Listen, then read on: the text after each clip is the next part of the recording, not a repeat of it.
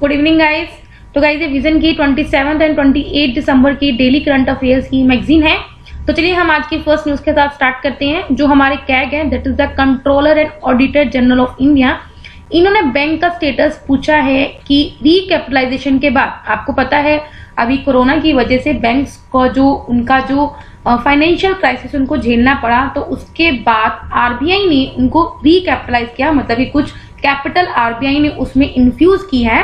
तो अभी कैग ने अब बैंक का स्टेटस पूछा है कि भाई अब तो मैंने तुम्हें पैसे दे दिए हैं, अब तुम्हारी कैसी हालात है over past 5 years from RBI. ठीक है, तो अभी आपको समझ में आ गया ये न्यूज कहाँ पे कवर होती है, इकोनॉमिक सेक्शन में कवर होगी अंडर GS3। ठीक है, देखो सबसे पहले हम ये पढ़ते हैं, this is comes in context कि हमने जो मनी दी है वो जो हमने पब्लिक सेक्टर बैंक्स को दी है, मतलब जो हमने कैपिटल इन्फ्यूज की है आरबीआई ने, कि क्या उस रिकैपिटलाइजेशन के अंडर जो आरबीआई ने पैसा दिया है उसको करेक्टली यूटिलाइज की गया है या नहीं, या फिर वो फ्रॉड जैसे जो भागे हैं नीरव मोदी जैसे वापस उनकी तरह जो मनी उनको दे दी गई है। इन्होंने ये भी देखा है it is the first step toward sizing the true value of these bank ahead of the privatisation. मतलब अगर हम किसी बैंक को प्राइवेट कर रहे हैं तो पहले हमें उस बैंक की ट्रू वैल्यू जान लेनी चाहिए और उनके स्टैंडर्ड्स में कुछ यूनिफॉर्मिटी लेके आनी चाहिए फॉर रिकैपिटलाइजेशन। ठीक है, अगर हम 2015 और 16 से लेके 2019-20 के बीच में इन 5 सालों में देखें तो सेंटर ने स्टेट रन बैंक, मतलब कि जो बैंक स्टेट के द्वारा रन किए जा रहे हैं उन बैंक्स में नियर अबाउट 3.56 ट्रिलियन रुपीज क्या किए, इन्फ्यूज किए। इससे पहले भी कैग ने रिकमेंड किया था कि जो भी पब्लिक सेक्टर बैंक है, देखो भाई पब्लिक सेक्टर बैंक जैसे आपका SBI हो गया, ठीक है, ये PNB हो गए, ये सब क्या है पब्लिक सेक्टर बैंक्स होते हैं।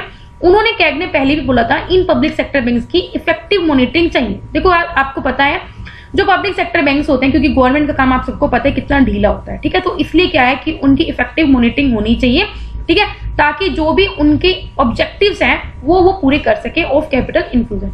बैंक रिकैपिटलाइजेशन का मतलब क्या होता है ऑलरेडी बता चुकी हूँ कि पब्लिक सेक्टर बैंक्स में हमने कुछ और कैपिटल पैसों को इन्फ्यूज किया था ताकि वो आरबीआई के गाइडलाइंस के साथ अपने जो ऑब्जेक्टिव्स हैं उनको कंप्लाई कर सकें, जैसे जो कैश रिजर्व रेशियो हो गया, SLR हो गया, तो जो भी आरबीआई के गाइडलाइंस के अकॉर्डिंग जो भी PSBs को ऑब्जेक्टिव्स पूरे करने होते हैं उनको कंप्लाई कर सके। जैसे बेसल नम्स होते हैं तो कि उन्हें जरूरी होता है, मैंडेटरी होता है कि उन्हें कुछ certain amount of capital reserve रखने होते हैं, जैसे ऑलरेडी बता चुकी हूँ, जैसे कैश रिजर्व रेशियो हो गया, ठीक है, स्टैट्यूटरी लिक्विडिटी रेशियो हो गया। तो इस सब जो पैरामीटर्स होते हैं, बेसल नॉर्म्स होते हैं, वो हर एक जो बैंक को अपने क्या करने होते हैं, मैंडेटरी उन्हें कंप्लाई करना होता है। जो भी बैंक्स के द्वारा कैपिटल रिक्वायर की गई थी, जैसे अब देखो हमने जो आरबीआई ने कैपिटल इन्फ्यूज की गई तो बैंक्स की भी कुछ नीड थी। क्यों नीड थी? ताकि वो क्रेडिट को एक्सपेंड कर सके, इंटरेस्ट कमा सके, अपनी बैलेंस शीट्स को ग्रो कर सके, सो दैट वो इकोनॉमिक एक्टिविटीज में ज्यादा अच्छे से हिस्सेदारी ले सके। कंसर्न्स क्या है? अभी देखो रिकैपिटलाइज तो कर दिया आरबीआई, लेकिन कंसर्न क्या है? ये देखा गया जो रिकैपिटलाइजेशन 1990 और लेट 2000s में हुआ है, इसकी वजह से कि मोरल हजार्ड प्रॉब्लम देखने को मिली है। मतलब कि इस वजह से क्या है, क्योंकि अब बैंक्स में ज्यादा पैसे आ गए हैं, तो बैंक क्या करेगा, ज्यादा से ज्यादा बैंक को क्या करेगा, बोरो पे देगा, मनी को क्या करेगा, बोरो पे देगा। तो वो कुछ रिस्कियर लैंडिंग देते हैं, मतलब कि बड़े बड़े अमाउंट में क्या दे देते हैं, वो लोन प्रोवाइड कर देते हैं। जैसे नीरव मोदी जैसे लोगों को 11-11 हजार करोड़ का लोन प्रोवाइड कर देते हैं, जिसकी वजह से उसका जो NPA है वो इंक्रीज होने के चांस रहते हैं, और ऑफकोर्स उन लोन्स का जो फेल होने के चांसेस ज्यादा रहते हैं। जो टैक्स पेयर इनकम है वो सिंपली पंप हो जाती है just to keep PSBs alive. मतलब कि एक तो आम जनता जो टैक्स पे कर रही है, गवर्नमेंट के रेवेन्यू को इंक्रीज कर रही है, लेकिन गवर्नमेंट क्या कर रही है, इनडायरेक्टली उन पेमेंट को क्या कर रही है, बैंक्स में दे रही है वापस। मतलब कि उनका जो बैंक गवर्नमेंट का क्या काम रहेगा कि जो पब्लिक सेक्टर बैंक है ये बेचारे चलते रहे, उनको जिंदा रखने में उनकी पूरी उम्र चली जाती है, और जैसे हम जैसे लोग हैं जो पब्लिक जो टैक्स पे कर करके थक रहे हैं। ठीक है, नेक्स्ट न्यूज पढ़ते हैं। Over 4,000 left-wing extremists have surrendered in 3 states, Ministry of Home Affairs। देखो ये जो हमारी न्यूज है ना, ये हमारी सिक्योरिटी सेक्शन में जाएगी, इंटरनल सिक्योरिटी में। ठीक है, ये किसमें होती है, GS3 में कवर होती है ये भी। ठीक है, तो आपको पता है जो नॉर्थ ईस्टर्न स्टेट्स है मैक्सिमम, वहां पे जो इंसर्जेंसी एक्टिविटीज चलती रहती हैं, ये जो एक्सट्रीमिस्ट ग्रुप्स है वो ज्यादा है, तो उसमें तभी 3 स्टेट्स के जो एक्सट्रीमिस्ट हैं उन्होंने सरेंडर कर दिया है, ऐसा मिनिस्ट्री ऑफ होम अफेयर्स ने बोला है। ठीक है, अभी क्या राइट टू इन्फॉर्मेशन आपको पता है एक्ट है, उसके अंदर क्या मिनिस्ट्री ऑफ होम अफेयर्स ने बोला है कि जो नियर अबाउट 4,000 एक्सट्रीमिस्ट हैं उन्होंने सरेंडर किया है 3 स्टेट्स में। कौन कौन सी? Odisha, Chhattisgarh, Andhra Pradesh, during this 6 years between 2014 to 2020। Chhattisgarh worst affected state थी, क्योंकि यहाँ पे देखा गया एनकाउंटर्स जो होते हैं between security forces and altars की बहुत ज्यादा यहाँ का इशू था। पिछले 6 सालों में स्टेडी डिक्लाइन देखने को मिला है in the activities of left wing extremist. देखो एक्सट्रीमिस्ट आपको पता है जो मतलब बहुत ज्यादा लाइक टेररिज्म फैलाना या फिर जो यूथ के माइंड को क्या करना है बिल्कुल लाइक मतलब एक्सट्रीमिज्म में ले जाना है, लाइक कि हाँ यार ये पॉलिटिकल पार्टी बहुत बेकार है या फिर ये कास्टिज्म बहुत अच्छी है, ये कास्ट बेकार है, तो एक्सट्रीमिज्म मतलब कि एक एक्सट्रीम में चले जाना। तो ये एक्टिविटीज जो होती हैं ये लोगों को माइंड को क्या करते हैं लाइक इन्फ्लुएंस करते हैं। तो अभी पिछले 6 सालों में देखने को मिला है इन लेफ्ट विंग एक्सट्रीमिस्ट के द्वारा जो एक्टिविटीज हैं उनमें डिक्लाइन देखने को मिला है। जो लेफ्ट विंग एक्सट्रीमिस्ट रिलेटेड जो मीनाके है वो अभी 46 डिस्ट्रिक्ट्स में अभी भी प्रिवेलेंट है out from 61 district in 2019। Government का जो अप्रोच है किस तरह से डील करेगी इन एक्सट्रीमिस्ट से एक होलिस्टिक मैनर में, ताकि वो सिक्योरिटी के एरियाज में development ensuring rights of local communities so that governance और पब्लिक परसेप्शन मैनेजमेंट को इंप्रूव कर सके। ठीक है, क्या रीजंस है कि इतना सरेंडर किया है, मतलब कि आपने देखा 3 स्टेट्स में नियर अबाउट 4000 एक्सट्रीमिस्ट जो ग्रुप थे उन्होंने सरेंडर किया। ऐसा क्या रीजंस है? देखो सबसे पहले क्या है, सरेंडर एंड रिहेबिलिटेशन पॉलिसी चल रही है for Naxalites in affected areas में। ठीक है, आपको पता है मैक्सिमम वेस्ट बंगाल की तरफ ये जो नक्सलिज्म है। ठीक है, स्पेशल इंफ्रास्ट्रक्चर स्कीम चल रही है along with construction of fortified police station, जिस जो इस स्टेट्स में ज्यादा प्रिवेलेंट है उन स्टेट्स में इस तरह की एक्टिविटीज चल रही है गवर्नमेंट की तरफ से, जिस वजह से काफी जो एक्सट्रीमिस्ट ग्रुप्स हैं वो क्या कर रहे हैं, वो सरेंडर करें। सिविक एक्शन प्रोग्राम चलाया गया था ताकि जो सिक्योरिटी फोर्सेस और लोकल पीपल के बीच में जो गैप है उसको हम क्या कर सके, ब्रिज कर सके थ्रू पर्सनल इंटरेक्शन। इसके बाद जो एक्सपायरेशनल डिस्ट्रिक्ट प्रोग्राम है उनकी मॉनिटरिंग चलिए इन 35 इस एक्सट्रीमिज्म अफेक्टेड डिस्ट्रिक्ट। देखो एक्सपायरेशनल डिस्ट्रिक्ट प्रोग्राम जो है हमारे इंडिया में 8 जो एस्पिरेशनल स्टेट्स हैं उसी तरह एस्पिरेशनल डिस्ट्रिक्ट्स होते हैं, उन डिस्ट्रिक्ट्स में क्या काफी मॉनिटरिंग चल रही है। इसके अलावा है समाधि टॉप टाइम। ठीक है, तो ये कुछ रीजंस हैं कि किस वजह से जो हाई रेट जो मतलब कि लोग हैं वो क्या कर रहे हैं, सरेंडर कर रहे हैं लेफ्ट विंग एक्सट्रीमिस्ट। ठीक है, नेक्स्ट न्यूज पे पढ़ते हैं हम अपनी। Ministry of textiles streamlines procedures under amended technology upgradation fund scheme. ठीक है, तो मिनिस्ट्री ऑफ टेक्सटाइल्स ने अभी क्या किया, कुछ प्रोसीजर्स कुछ अमेंड किए हैं अंडर किस तरह से हम टेक्नोलॉजी को ऑपरेट करेंगे फंड स्कीम। ठीक है, तो ये जो हमारी न्यूज है हमारी किस में जाएगी, इकोनॉमिक सेक्शन में कवर होगी अंडर GS3। अभी जो चेंजेस को डिजाइन किया है वो इसलिए करी है ताकि जो बैकलॉग वेरिफिकेशन केसेस हैं उनको क्लियरेंस को हम फास्ट कर सके under this amended technology upgradation fund due to this pandemic की वजह से जो टेक्नोलॉजी अपग्रेडेशन फंड की स्कीम थी इसमें क्या रुकावट आ गई थी। ठीक है, तो उस क्लियरेंस को बूस्ट करने के लिए इस चेंजेस को लेके आएंगे। चेंजेस देखो सबसे पहले हम यही पढ़ लेते हैं जो अमेंडेड टेक्नोलॉजी अपग्रेडेशन फंड है क्या। देखो सबसे पहले सेंट्रल सेक्टर स्कीम है, मतलब कि 100% सेंटर के द्वारा फंड की जा रही है, जो one time capital subsidy provide करता है कि अगर कोई भी एम्प्लॉयमेंट और टेक्नोलॉजी टेक्सटाइल सेक्टर में, अगर सपोज करो आप टेक्सटाइल सेक्टर में इन्वेस्ट करना चाहते हो तो आपको एक कैपिटल सब्सिडी मिल जाएगी, मतलब कि लाइक कुछ जो पैसा है वो क्या कर देगा, आपको माफ कर देगी, गवर्नमेंट कर देगी। ठीक है, तो सेंट्रल सेक्टर स्कीम है 100% सेक्टर के द्वारा दी जाइए, मतलब कोई भी अगर इसको इन्वेस्ट करना चाहता है आइदर इन टेक्नोलॉजी और एम्प्लॉयमेंट में वो टेक्सटाइल सेक्टर में कर सकता है, उसे वन टाइम कैपिटल सब्सिडी मिलेगी। ठीक है, सब्सिडी उन एंटिटीज को दी जाती है थ्रू नोडल फाइनेंशियल इंस्टीट्यूशन और स्टेट गवर्नमेंट के थ्रू नहीं दी जाती। जो भी इसका फाइनेंशियल इंस्टीट्यूशन है जो इस स्कीम से लिंक्ड होगा वही क्या करेगा, आपको सब्सिडी प्रोवाइड करेगा। ऑब्जेक्टिव क्या है इस स्कीम का, ताकि हम अपनी कंट्री में ईज ऑफ डूइंग बिजनेस को प्रमोट कर सके और हमारा जो एम्प्लॉयमेंट को बढ़ा सकें, एक्सपोर्ट्स को बढ़ा सकें थ्रू मेक इन इंडिया और जीरो डिफेक्ट इन मैन्युफैक्चरिंग। देखो आपको पता होगा ZED का एम क्या है कि जो भी हम मैन्युफैक्चरिंग करें उसमें कोई भी इफेक्ट ना हो, डिफेक्ट ना हो। ठीक है, हम ताकि ज्यादा से ज्यादा इन्वेस्टमेंट कर सके टेक्सटाइल इंडस्ट्री में, प्रोडक्टिविटी उसकी बढ़ा सके, क्वालिटी बढ़ा सके, एम्प्लॉयमेंट, एक्सपोर्ट्स ये सब बढ़ा सके। ठीक है, अभी आपको पता है इंडिया बहुत अच्छा परफॉर्म करता था टेक्सटाइल सेक्टर में, लेकिन अभी इवन बांग्लादेश ने इंडिया को ओवरटेक कर लिया। ठीक है, तो अगर बांग्लादेश को हमें काउंटर करना है तो हमें ऑफकोर्स अपनी क्वालिटी पे बहुत ज्यादा ध्यान देना पड़ेगा, साथ में हम इनडायरेक्टली इन्वेस्टमेंट को प्रमोट कर सकें किसमें, टेक्सटाइल मशीनरी मैन्युफैक्चरिंग में। ठीक है, अब आपको ये समझ में आएगा कि ये स्कीम थी क्या। ठीक है, अब कोरोना की वजह से, पैंडेमिक की वजह से क्या है, इसमें कुछ क्या पड़ गई थी, रुकावट पड़ गई थी, तो कुछ चेंजेस लेके आए हैं। चेंजेस क्या लेके आए हैं, फिजिकल वेरिफिकेशन की जो डेडलाइन है उसको एक्सटेंड कर दिया after installation and commissioning of machinery to claim subsidy.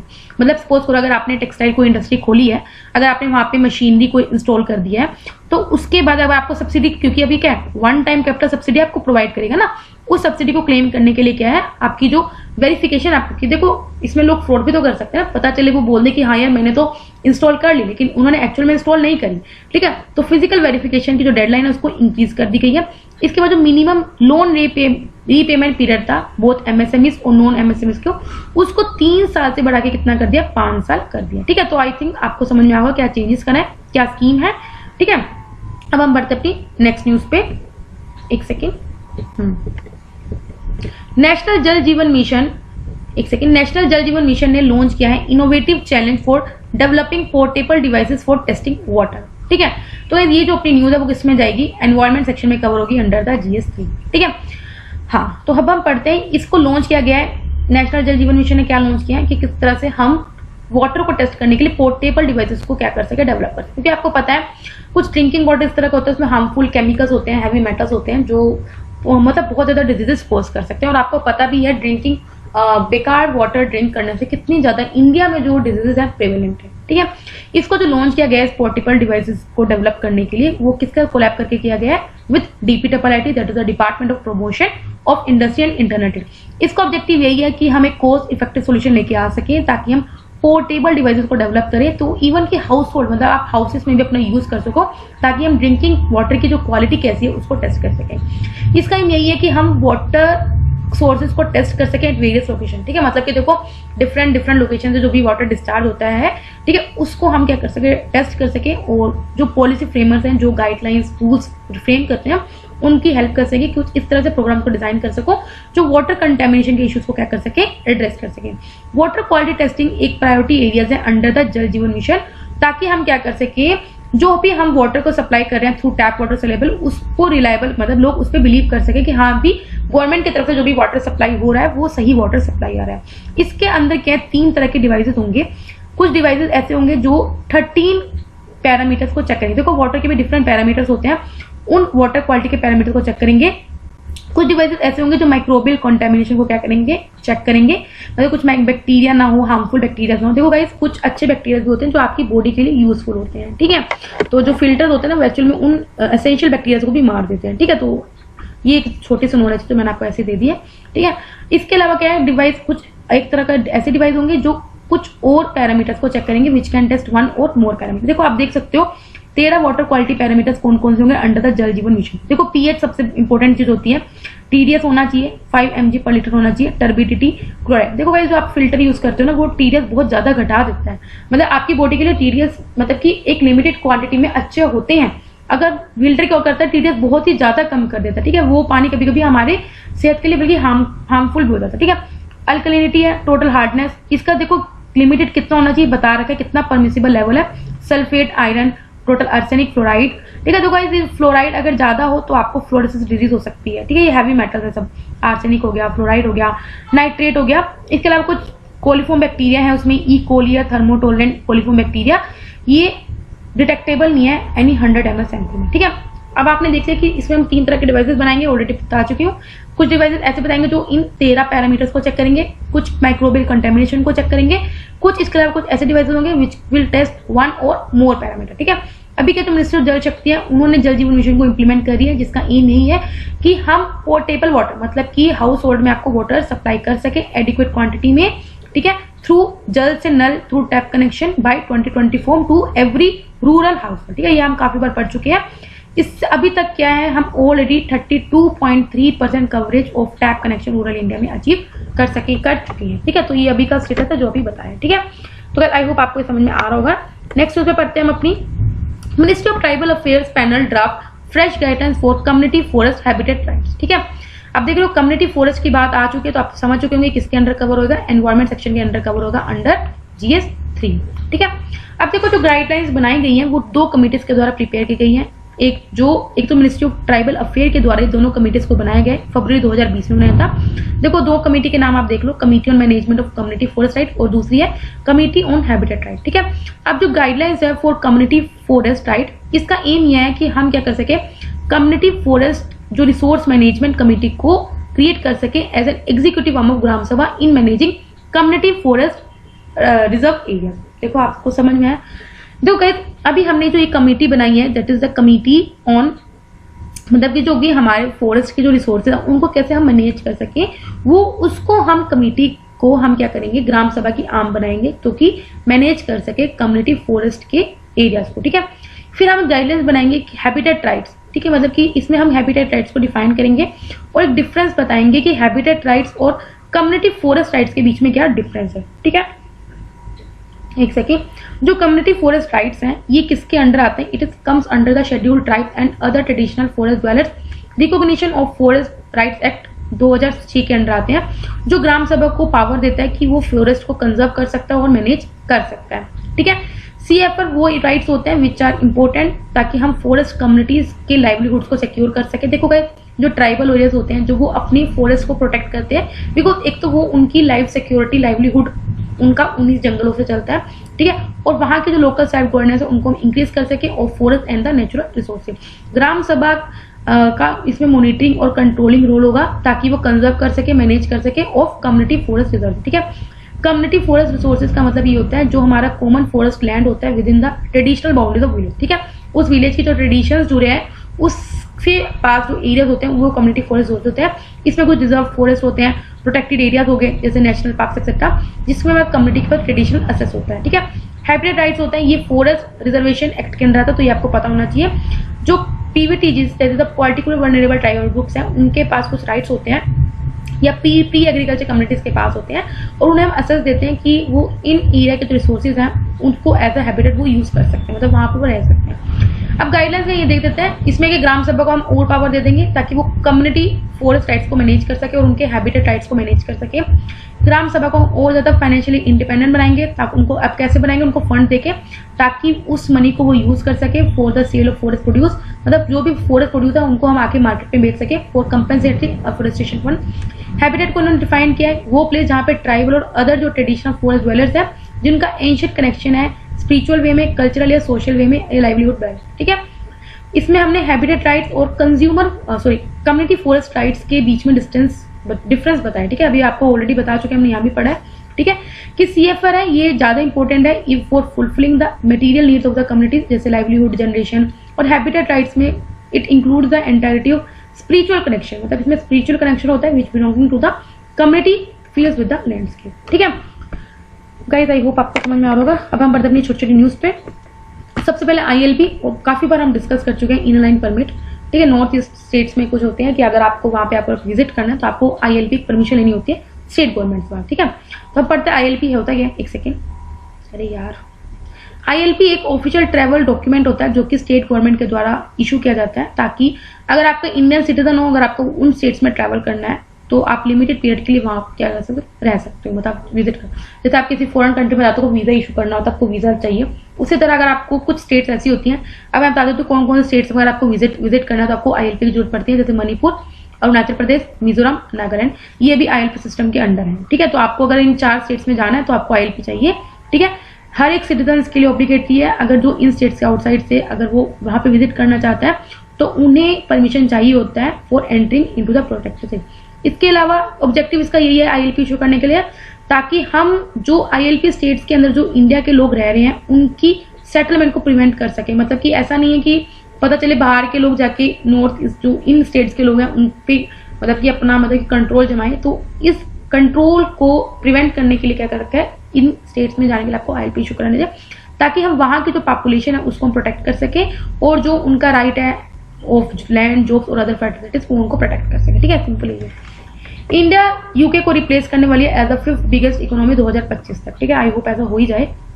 अभी के यूके बेस्ड थिंक टैंक है जिसका नाम है centre for economics and business research, उन्होंने बोला कि इंडिया मतलब वर्ल्ड की 3rd लार्जेस्ट इकोनॉमी 2030 तक बन जाएगी, और यूके को बाकी वो 2025 में ओवरटेक कर लेगी, और जर्मनी को 2027 में, और बाकी जापान को 2030 में ओवरटेक कर लेगी। इंडिया ने 2019 में यूके को ओवरटेक कर लिया था और 5th लार्जेस्ट इकोनॉमी बन गया था वर्ल्ड, लेकिन कहीं ना कहीं अब दोबारा इस साल 6th स्पॉट पे आ गया क्योंकि कोरोना चल रहा है। नेक्स्ट है ई संपदा web portal and mobile app launch. अभी किसके द्वारा लॉन्च की गई है, बहुत इंपॉर्टेंट हो जाती है, ministry of housing and urban affairs के द्वारा, ताकि कब की गई, 25 दिसंबर को गुड गवर्नेंस डे पे। ई संपदा के अंदर आप क्या कर सकते हो, इस ऐप का क्या काम है, आपको सिंगल विंडो है, आप हर सर्विसेज को आप असेस कर सकते हो, including allotment for over 1 lakh government residential accommodation, office space allotment to government organisation. ठीक है, ई संपदा को इसलिए डेवलप किया गया था ताकि कुछ प्रोसेसेस को सिंप्लीफाई करने के लिए और सिस्टम में यूनिफॉर्मिटी लेके आने के लिए, ये ताकि मतलब कि आप ऑप्टिमम वे पर अपने रिसोर्सेज को यूटिलाइज कर सको through real time information on utilisation of assets and delivery of service. Next है Hindustan Unilever to help staff facing domestic abuse. ठीक है, देखो गाइस अभी क्या है, in a first for India inclusive Hindustan Unilever ने एक पॉलिसी कोड किया ताकि हम क्या कर सके, जो वहाँ पे स्टाफ मेंबर्स हैं उनको प्रोटेक्ट कर सके और रिलीफ प्रोवाइड कर सके।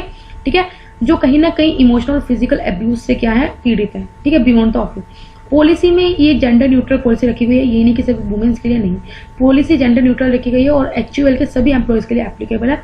सिग्निफिकेंस क्या है इस पॉलिसी का, इन्होंने क्या किया है, एम्प्लॉयर की जो रिस्पॉन्सिबिलिटी है उसको एक्सटेंड कर दिया towards employees wellbeing beyond the office. मतलब कि पहले वो सिर्फ एम्प्लॉय के वेलबिंग के लिए रिस्पॉन्सिबल थे ओनली इनसाइड द ऑफिस, लेकिन अब इसे एक्सटेंड कर दिया बियॉन्ड द ऑफिस एंड साथ में इसको एक्सटेंड कर दिया इवन कि अगर एम्प्लॉय की पर्सनल या होम लाइफ में कोई दिक्कत है तो वो इनकी क्या करेंगे, सॉर्ट आउट करेंगे। क्योंकि ऐसा क्यों है, क्योंकि काफी कंप्लेंट्स बढ़ी है of domestic violence since the lockdown. ठीक है, आगे बढ़ते हैं अपनी नेक्स्ट न्यूज पे। आयुष्मान भारत प्रधानमंत्री जन आरोग्य योजना सेहत स्कीम।